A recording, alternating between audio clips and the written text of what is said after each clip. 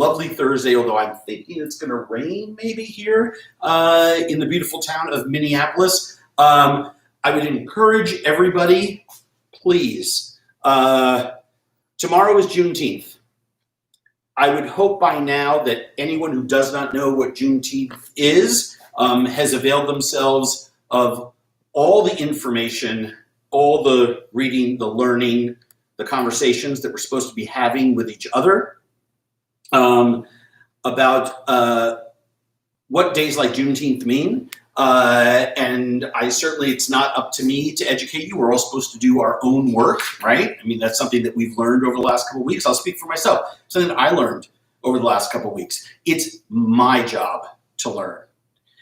And we are celebrating that holiday here in Minneapolis. Information is on my Twitter, my Facebook, my Instagram. I don't want to belabor it here because a lot of people tuning in who are not living in Minneapolis.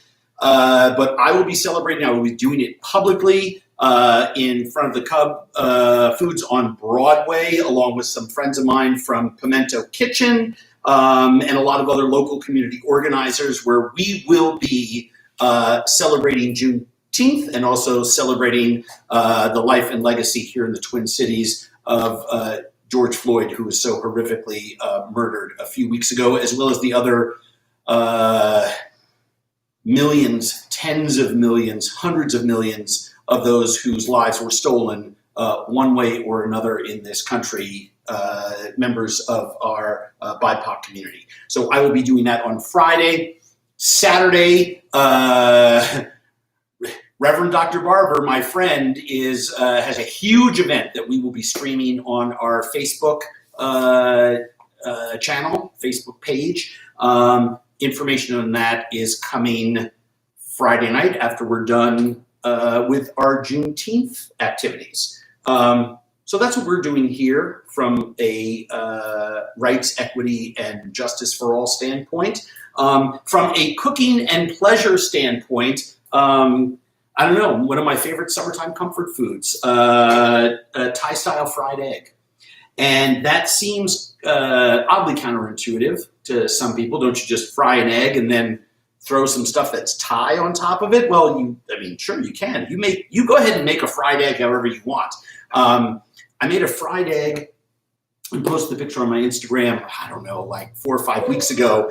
And like a gazillion people just, had a field day, either A, telling me it looked good, or B, telling me I didn't know what I was doing. Typical of any Instagram post of mine. But this is one of our most popular recipes. Every time that we do it, people ooh and ah, and I wish I could take credit for it. It's something that I've eaten versions of in Thailand and other parts of Southeastern Asia for decades. But there's a restaurant at the old railway station in Bangkok called Soei. And the chef there, I was there 3 or 4 years ago shooting a show. I ended up dining there almost every day. The food is just absolutely insane. And I asked him to show me how he did this. And of course, like most chefs, he showed me a lot of what it was that he was doing, but not all of what he was doing.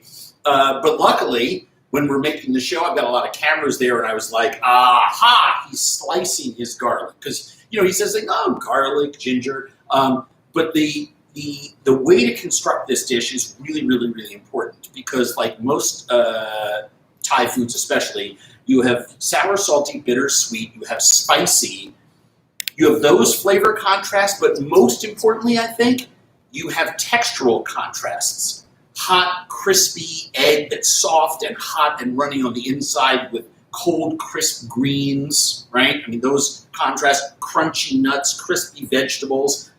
So it all starts with our dressing, which is essentially a variation of nuoc cham, but one that is, to me, just an absolute mind boggler. And I love making this for folks. It's sort of become my favorite version of this sauce, and there are thousands of versions. I start out with near equal portions of simple syrup, which is boiled sugar and water, equal portion of fish sauce,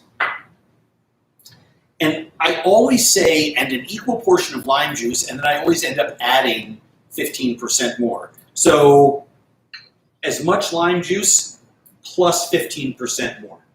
And what's going to happen then, once you stir it together using the back of a fork, just kidding. We've been doing so much cooking here. Oh, perfect. You want to taste all three of those liquid seasonings in harmony. Then everything else falls into place. So many people make the mistake when they're doing fish sauce based sauces, either in the Vietnamese or Thai culinary canon, by adding their other seasonings too early, and then you can't balance out the sweet, the salty, and the sour. Balance that out first, and then everything else after that falls into place. Okay. We've been doing so much cooking here. We shot a TV series here in the kitchen studio over the last 10 days for our production company did, Intuitive Content, for some new TV talent that I think people are really going to like. And then we were cooking in here doing some Zoom demos. I have some minced hot chilies that I throw in there. I have some really thin sliced garlic. And again, once the garlic, the reason it's sliced is that I want people to bite in to slices of the garlic. And if you let this sauce rest for 15, 20 minutes, which you should before using it, there's so much acidity here. The fish sauce, the sugar, the lime juice, the chilies, all those are acids. They're breaking down that garlic right now. I can actually sort of see, this really thin slice here is actually changing color and texture. They will not be as garlicky. They're going to leach all of that garlic flavor into the sauce, but then when you bite down, you get a little pop of garlic flavor. Same thing with these thin slices, paper-thin slices of ginger, because I want people to bite down on that element of the sauce. Some scallion. You're saying it looks amazing. It really is, and this is such an easy sauce, and this is the magic ingredient. We took 3 or 4 tablespoons of sesame seeds. We toasted them. You can do that in a little pan on the stove, or you can do it in the oven. And then we ground our sesame seeds. You can use a mortar and pestle, or you can use a spice grinder. You can use whatever it is that you use to grind this, but that nutty, aromatic sesame flavor is just, I could smell that all day. I wish I could figure out some kind of chin thing. Well, I guess now that I have a beard, I can put this actually in my chin. It would just stay there. But we're going to put all of that into our sauce. And you can smell this from 6 feet away. Not the fish sauce, not the garlic. You smell the sesame. Sesame is such a dynamic flavor. It really is bigger than all those. You can't cover it up. It's like celery. You put 1 stalk of celery into a couple of quarts of chicken or fish stock, you can taste the celery in it. Even though it's not the dominant ingredient that everybody thinks it is a major league ingredient. And we're just going to let that sit there and rest for 15, 20 minutes until we're ready to use it. Yes, question? Can you use sesame oil? You could, but it's not the same. The oil doesn't emulsify in there, and the flavor is different. Toasted sesame seeds are different than sesame oil. Now, sesame seeds are $1.99 a pound in the bulk aisle at the supermarket. You should have sesame seeds on hand. If you love to cook, this is a great way to start to get into it. But whether it's foods of the Levant, whether it's foods of Asia, South America, the American South, the sesame seed is something that you should be using more and more of. So get them and use them. It seems like we're having some problem with the audio. I just want to make sure that everyone can hear. Yeah, collectively nod your heads. I'm getting some thumbs up, so. Oh, okay. Fantastic. Great. I mean, hey, there's technical issues everywhere. That's not all right. Next thing that we want to do, I just want to point out, I have a bowl here. We just have a ton of mint and cilantro in here, and I'm actually going to pick some of these leaves right now. I'm going to use them whole in our salad. Let me pull my cilantro out, and I'm just going to take the tops of these. The little thin stems are great. So the stems that are in this hand are perfect. The big stems here are great for pasta sauces. Sorry, not pasta. Great for salsas. They're great for pestos. They're great for all kinds of things. They're just a little too stemmy for this application. So I've got, I'm going to just take a little bit more of the tops here and a few more random mint leaves, because you want, this is the greenery of this dish.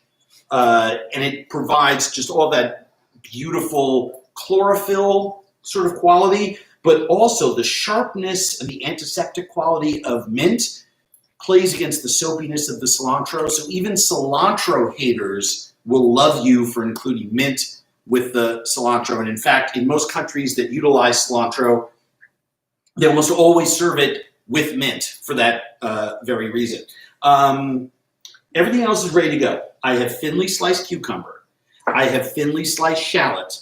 I have some crushed peanuts. I have some sliced Thai chilies, and I have some black sesame seeds. And we happen to have had, from a demo the other day, some homemade crispy shallots. Now, we make these ourselves, but you can buy this as a store-bought product. It's delicious. All Asian and Latin markets tend to carry them now.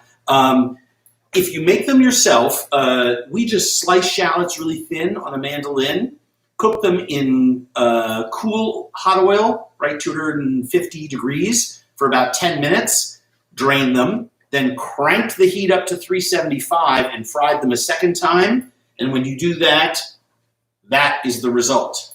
It's a twice cooked, crispy shallot. We do it with onions, we do it with shallots, we do it with leeks. Provides a lot of flavor and a lot of crunchy texture. Is the recipe on your website? Recipe is on, for the soy egg, is on our website. And I think our shallot recipe is in, it's a sub recipe of another recipe, but I just gave it to you, so you're ahead of the game. Would you ever put Thai chili and Thai basil? Absolutely. We're using Thai chilies, but there's no Thai basil at the store. C19. You know what I'm saying?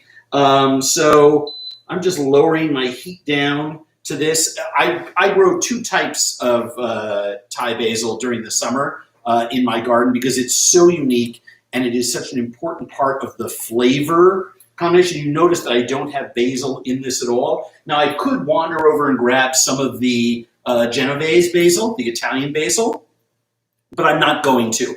In this dish at Soei, there is no basil in it, so I never thought to. But if I had none of this and I had Thai basil, I'd use it. And I typically have it once July rolls around and the bush is big enough to pick from. Any alternative for fish sauce if you're allergic to fish and seafood?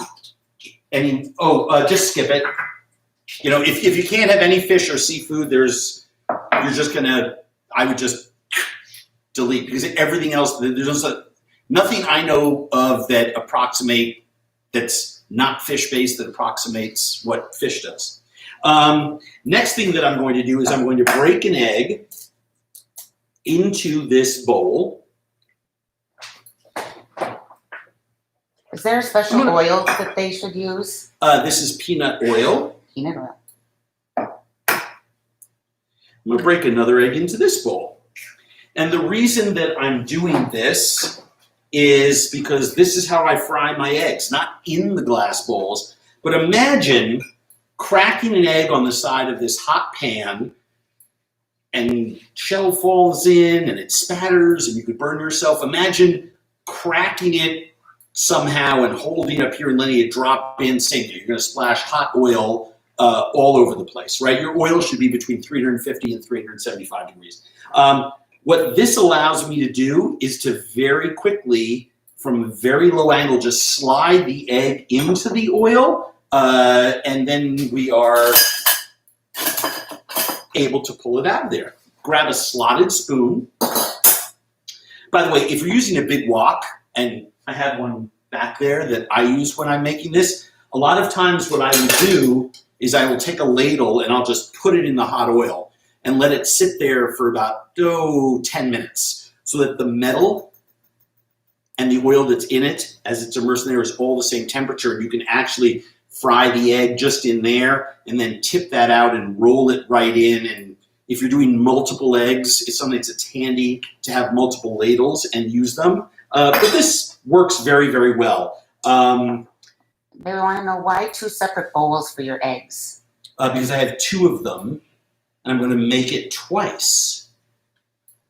If I had 2 eggs, I'd have to drop them both in at the same time. I'm adding some of my cucumber and shallot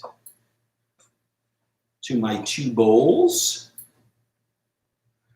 One that you can see through, right? And the other one that's prettier to look at to eat. And I'm adding a little bit of crushed peanut. Everything else, all these goodies, are going to get thrown on top of this dish. Put these to the side. And remember, we have all of that scallion and chili and garlic here in our fantastic sauce or vinaigrette. By the way, once you make this, I make this in a large batch like this. And the reason that I make about 2 cups at a time is that I'll use about 3 or 4 tablespoons for every portion of egg. And then the leftover, I dip everything into. You can whip a little bit of, yes, sesame oil or vegetable oil in there and make a vinaigrette. You can marinate pork or chicken in that. You can use it in wok cooking. You can do so much stuff with this leftover sauce. But let the games... oh, forgot the last thing. We're going to divide our cilantro and mint there because the hot egg is going to go right on top of there. So first one goes in.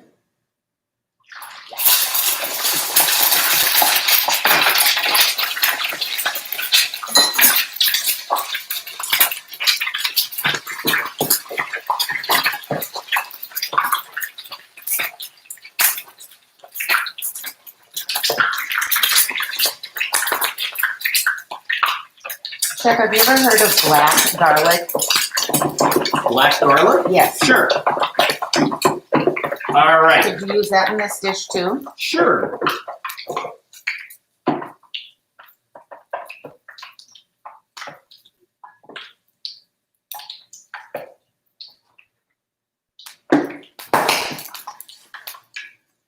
See what I mean?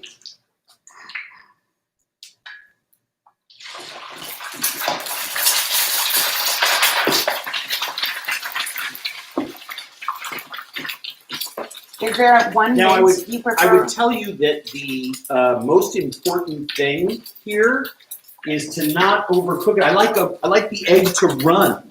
So you can see there it's cooked on the outside, but it's hot yolk. All the white is cooked.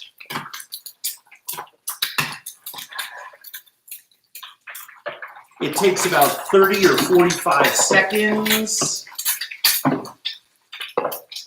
And look at how beautiful that is. I just absolutely love this dish. And then a little bit of hot chili, a little bit of black sesame seed,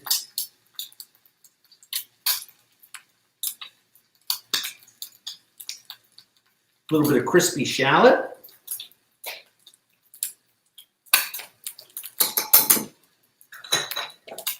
and then, you know, again, this is the dressing. And you have those cucumbers and those shallots at the bottom. So just put about 3 tablespoons.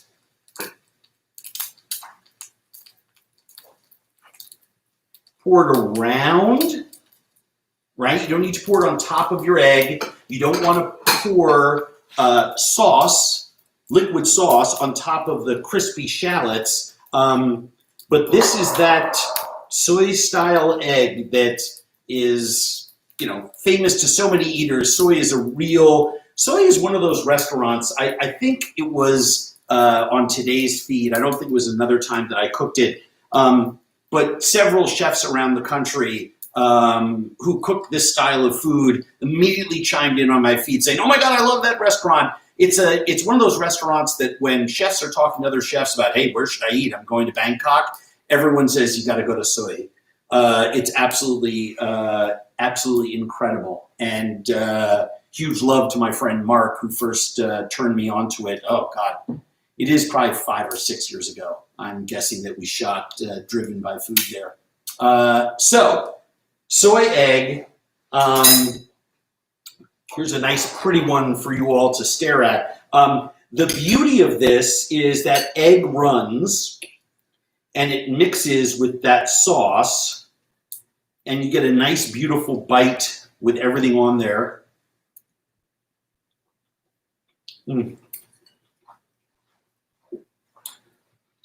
Now, a lot of you are sitting there thinking to yourself, "Oh my God, I can't wait to make that."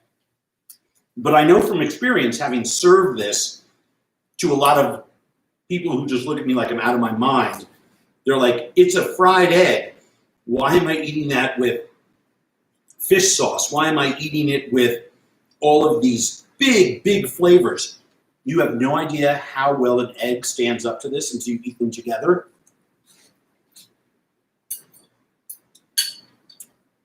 And like the people from this part of the world, this is a happy, big, bold, beautiful dish. I adore it. Can't stop making it. Can't stop, won't stop.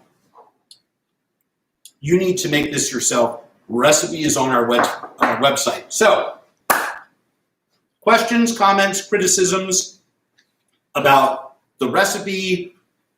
Tell me something you love or hate about me. Bring it. I'm all ears. Do you eat your mac and cheese with spoon or fork? Spoon. What toppings do you like on your ice cream? Caramel. I'm very persnickety about my hot fudge. 99% of the hot fudge sauces out there are not hot fudge sauces. If you are using really good, high quality chocolate and combining it with butter and cream and doing it the right way, I'm all for it. Otherwise, it's just, that being said, my single favorite ice cream sauce combination is really good coffee ice cream with really good homemade hot fudge sauce. What is another Thai recipe I can try at home? Oh my God, so many. Thai food is all about big flavors, and yes, there are a lot of ingredients, but they're really easy to assemble. They're available at any mainline supermarket. There really are no specialty items. Even one of the more quirky ingredients that defines a lot of Thai and also in Vietnamese cooking is toasted rice powder, which is literally rice that has been toasted and then ground. So there's so many things that you can make yourself.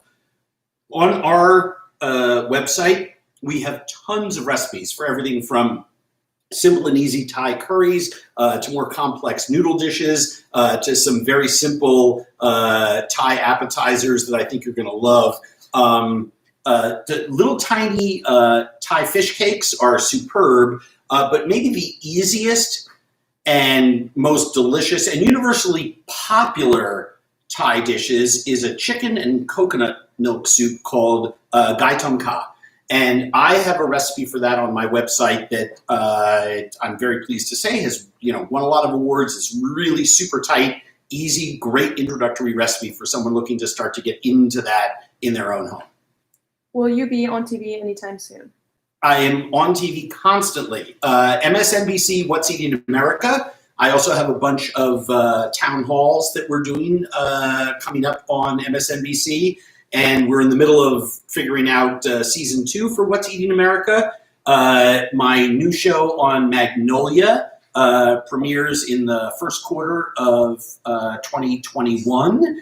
And we're talking to a bunch of people right now about other things that I'm doing. So yes, I'm currently, and reruns of 14 years of all my old shows are on Hulu, Netflix. I mean, as the contracts go for how these things are, you can find old episodes of Bizarre Foods everywhere. Favorite steak dish? Favorite steak dish? The best piece of meat that I could find, grilled rare. And then let to come to room temperature. I prefer to eat my grilled beef, high quality grilled beef, not hot, not warm, but cooled off. I think the flavor is just exceptional that way. What is the most daring thing you've ever done? The most daring thing that I have ever done, 1972, I was 11, and I kissed the girl who literally lived next door, Gina Capobianco. If she's watching, thank you, it was a life changer. But I kissed her in the driveway of my parents' house out on Long Island, underneath the basket. Here's the dumb 11-year-old boy thing that I did. She was a little bit of a tomboy, and we would always play basketball together. And so we were playing horse, right? And then at one point I did like a layup under the basket. And when I went to hand her the basketball, I leaned in and kissed a girl seriously for the first time. That was, I mean, I'm 58, I'm gonna be 59 July 4th. And to this day, I remember everything about that moment. First real kiss. That was the most everything since then has been easy. What's your favorite quote? My favorite quote, oh my gosh. My favorite quote. If you don't care about taking credit, anything is possible. Favorite American dish? I don't even really know what that is. The only real American food is the food of the indigenous peoples that have been living here for thousands of years. So if it's not a pumpkin rolled into a hot fire, if it's not pemmican, if it's not roasted venison or small game or any of the other native animals that were here, if it doesn't come from our indigenous peoples, and there is incredible food that I've tasted from our indigenous peoples all over North America, but you have to remember their food is rooted in a thousands of year old tradition, and yes, they migrated in over quite substantial areas of space, but it's not like the Athabascans in Alaska ever walked down and shared a meal with the Seminole in Florida, right? So those food traditions really did stay localized. When you talk about American food, you're talking about food that came here from somewhere else. And while most people think of Western European food, when I think of American food and when I think of America's cuisine, I think about the food of the American South, not the European style food that is from the big house, but the food that was being cooked out in the fields and out in the sleeping quarters of enslaved peoples, the food that came up from the Caribbean, the food of Central America, what is now referred to as Central America, that merged with the foods of the Caribbean and the foods of the West Africans and really became the backbone for what is to my mind America's great cuisine, which is the food of the Southeast. So when I think of food from that part of the world, I actually think of just very, very simple foods, and arguably the one that's probably most culturally important is gumbo, simply because the name gumbo is derived from a West African word for okra.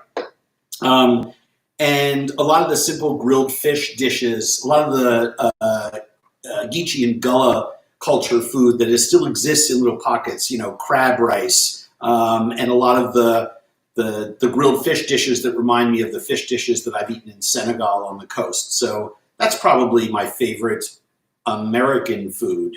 Look, America is still trying to figure itself out, right? I mean, we are a hundreds of years old experiment that right now isn't going very well. And I'm the biggest patriot that is. I love my country. But we got a lot of work to do. And I think when we use words like American, we have to remember that there are many different versions of America within the borders of our own country. And so I try not to use that kind of language. When you cut pizza, do you cut it in squares or a pie shape? Oh, Jesus. First of all, when I moved to Minnesota, I'd been here, I went to treatment, I got out of treatment, I had one night sleeping on a friend's couch before I got into the halfway house. This is 28 years ago. And the meal that I had that night was pizza from the local pizza place. I walked in and I said, hey, I'll have the, whatever, the number 7 medium size and a Diet Coke. And he, 10 minutes later, hey, number 349, I get my pizza, I open it up, and I see this thing cut like a checkerboard style. And I went back to the counter and I said, hey, this isn't my order. He goes, that's your order. And I said, this is not my order. He goes, look, buddy, you're the only person in the store, right? It was February of 1992. It was 3 degrees below zero out in this tiny little pizza parlor in St. Paul. And I said, this is not my pizza. I didn't order this. And he's like, that's your pizza. And he looks up the thing and I'm like, it's cut into little squares. And he looked at me. He didn't even respond. He just looked at me like, are you crazy? So apparently this tavern style cut, which is very popular in the 5-state region in which I live and in parts of Missouri, I guess, as well, where they cut pizza that way, is so that people can share their pizza in bars with lots of other people. Everyone gets little squares, as opposed to taking a round pizza and cutting it into 6 or 8 slices. And there, at most, you're going to get 6 or 8 people sharing it. So it's pretty crazy. Needless to say, I'm a New Yorker. I like my pizza in big triangles. You fold it in half, and it should be crisp enough that you can eat the tip without it drooping. If you're hungry in the middle of the night, what would you whip up quickly for yourself? Well, I get asked this question a lot. Leftover Chinese food is usually always in my refrigerator of some kind, so I usually eat that. And if I can't sleep, it's usually either a bowl of cereal or scrambled eggs. But that means that I'm going to be up for hours. So I really have to commit. Frequently, in the middle of the night, I will get up and wander into the kitchen, and I'm thirsty, and I want something, and I'll have a little bit of fruit. What's your favorite season of the year? Favorite season of the year is the shoulders of summer. So right now, middle of June and end of August, right? I mean, I'm probably, if you had to hold a gun to my head and said pick one, I'd say the further shoulder, because harvest time butts up against those days of autumn. So you have a lot of hard squash, a lot of other things that are market. You still have the last tomatoes of the year. You have the second or third pepper and string bean harvest, even up here in Minnesota. So I guess that's my favorite time of the year because it all relates to food. How old were you when you started cooking? I started cooking when I was like 5 with my grandmother first, and then later on with my mother. It was the only way they could keep me occupied, but I loved it. I was thrilled to do it. What 2 people, dead or alive, would you like to have dinner with? Right now it would be my grandmother and my father, and my mom. My mom was very sick for many, many years, and so it was. This is sort of hard to talk about, but I got to spend a lot of time with her, and she was happy knowing that I landed on my feet. I would love to show my dad's mom, who had so much faith in me and gave me so much of who I am now. I'd love to eat with her. I had to pick one. It's really easy. It's my dad's mother. And my parents would be totally okay with that. They understand that. When my grandmother died, I was an active, for want of a better word, street junkie and bottle gang alcoholic and I didn't go to her funeral. I just couldn't handle it, and I was in a blackout, and weeks later showed back up at my father's house, claiming ignorance. But it wasn't. I didn't go. And my grandmother gave me so much of who I am that I would like to cook a meal and share it with her so that she could see that I'm okay. Favorite non-alcoholic drink? Favorite non-alcoholic drink? Oh my God. Well, it's summer, so it's different than winter. But right now, I take stuff like this, mint and cilantro and basil, and blend it with lemons and limes and ice and sugar. And I make a South Side.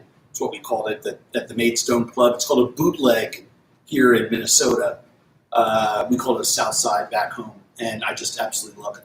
Everyone's sending you love and hearts, and they love all your stories. Oh, fantastic. I love yours. Hey, check out my Instagram. Check out my Facebook and Twitter. We have lots of information. If you're in Minneapolis, come celebrate Juneteenth on Friday and Saturday, tomorrow and the day after with me. If you're not, please log on to some of the organizations that are on our website's resource page and get involved yourself. Juneteenth should be a national holiday, full stop, period, end of sentence. I love you all. See you next Thursday, one way or another.